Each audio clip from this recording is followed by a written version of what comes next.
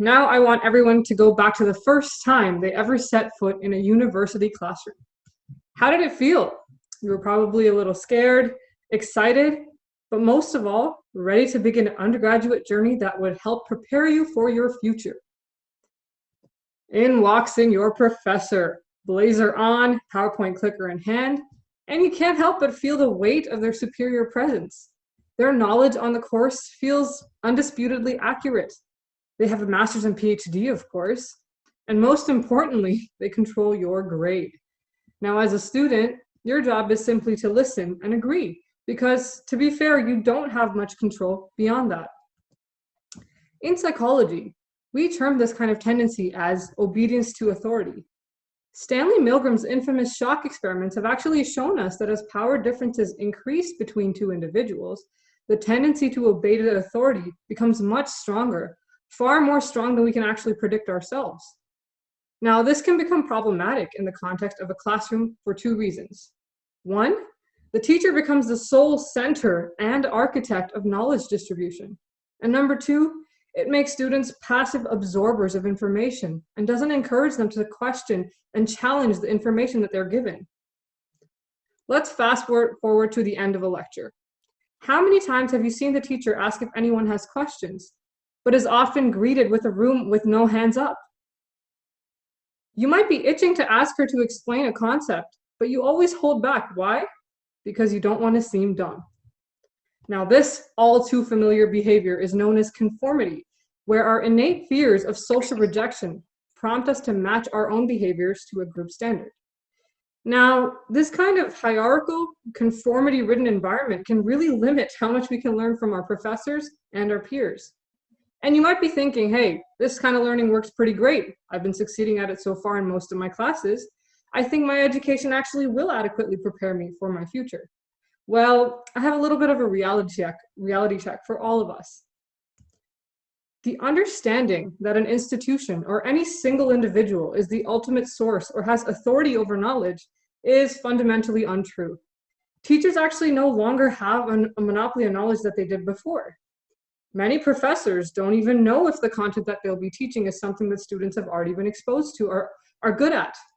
With increased access to digital learning resources like Khan Academy, Wikipedia, and Google Scholars, students are far more equipped than they've ever been. The presumption of incompetence now has been replaced by the assumption of competence.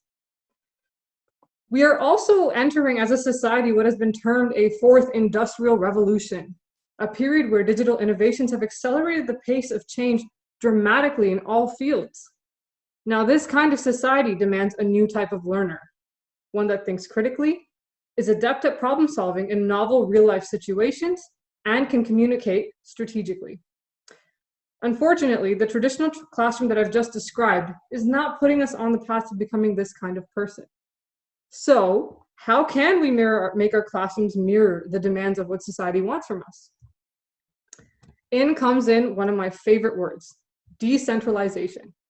This involves breaking down centralized authority-based systems into a broader, more equalized network where students upgrade their role from bottom tier to an active node in a web. And this can be accomplished in an educational setting via the flipped classroom. The flipped classroom's general setup is that learning the basic fundamental concepts occurs independently through modules, podcasts, and digital videos. And valuable class time then is devoted to teachers facilitating active practice, questioning content validity, and collaborative problem solving. This completely changes the role of the educator from the sage on the stage to a guide on the side that can now facilitate that kind of higher order learning that we need for our futures. This model also focuses on increasing learner autonomy. Students are far more likely to take responsibility for their work, feel motivated to complete it, and overall feel in control of their entire learning process. This increase in autonomy prompts a shift from what psychologists term an external locus of control, where you believe situations outside of yourself are responsible for your current circumstance, to an internal locus of control, where you feel that all the situations that you've encountered are a result of your direct action. This upgrade in your role as an active node makes it less likely that you will blame your prof for a bad grade as well, or poor performance. Now, this also promotes a much more active learning process. Flipped learning actually relies on the implicit memory effect known as priming, where response to stimuli is much faster if you've encountered it before. Pulling directly from our course, MacIntroPsych, this may be why students are encouraged to watch modules which cover the basics before a lecture or tutorial. This information is already primed, and it allows students to build upon that existing knowledge via higher order learning tasks, such as case studies and integrated questions that we build into our tutorials and lectures.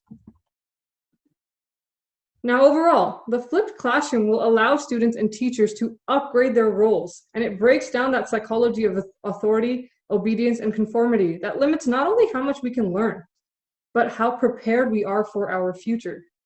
These models are rooted in cognitive psychology and can prime a workforce with minds that react to novelty rather than shy away from it. Thank you so much.